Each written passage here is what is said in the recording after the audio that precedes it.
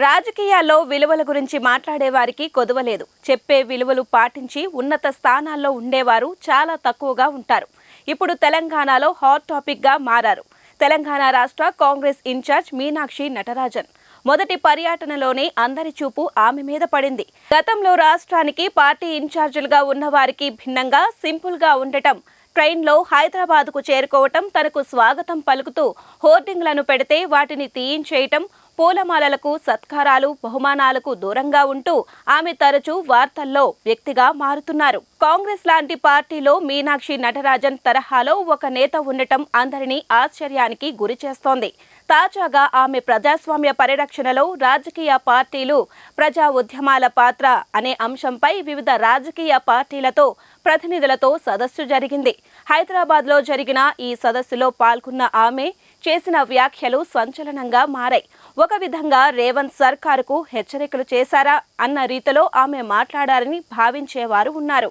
మీనాక్షి నటరాజన్ తన ప్రసంగంలో ప్రజాస్వామ్యంలో అణచివేతకు తావులేదు, ప్రజా ఉద్యమాలను అడ్డుకోవటం రాజ్యాంగ విరుద్ధం, ప్రజాస్వామ్యయుతంగా ఎన్నికైన ముఖ్యమంత్రి, ప్రధానమంత్రి ఎవరైనా సరే ప్రజా అభిప్రాయాలకు విలువ ఇవ్వకుండా ఇష్టానుసారంగా నిర్ణయాలు తీసుకోమంటే కుదరదు అన్నారు. ఇంకా ఏకపక్షంగా పాలన సాగించడానికి ఇదేమీ రాచరికం కాదు, అధికారాన్ని ప్రజలపై బుల్డోజర్ నడపడానికి కాక వారి సమస్యల పరిష్కారానికి ఉపయోగించాలని హితవు పలికారు.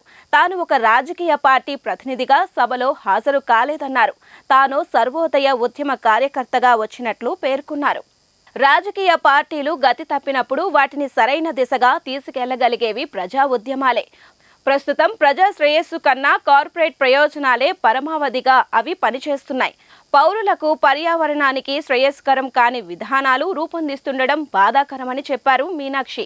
ఇలా తన ఆలోచనల్ని చెప్పడం ద్వారా రేవంత్ ప్రభుత్వం చేస్తున్న తప్పులను సూటిగా చెప్పేశారన్న మాట వినిపిస్తోంది. ఆసక్తికరమైన అంశం ఏంటంటే, తాను ఉన్న హోదాకు భిన్నంగా సింపుల్ గా ఈ కార్యక్రమానికి హాజరైన ఆమె 10 నిమిషాల ముందే రావటం ఒక ఎత్తు అయితే, వచ్చినప్పటి నుంచి వేదిక మీద ప్రసంగించే వరకు చురకతో నూలు వడుకుతూ ఉండటం గమనార్హం.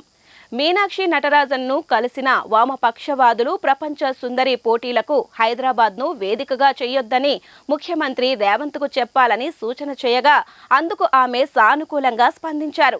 చివర్లో సదరు వేదిక మీద నుంచి బయటకు వస్తున్న వేళ కొందరు కాంగ్రెస్ నేతలు పార్టీ కండువాల్ని తీసుకొని ఆమెకి వేస్తూ హడావిడి చేసే ప్రయత్నాలకు ఆమె మందలిస్తూ, ఇది పార్టీ వేదిక కాదు, మీరు కలవాలంటే గాంధీభవన్ కు రండి అంటూ వారు ఇవ్వబోయిన పార్టీ కండువాలను పక్కన పెట్టేయడం చూసినప్పుడు మీనాక్షి నటరాజన్ రూటు సపరేటు అని అనుకోకుండా ఉండలేం.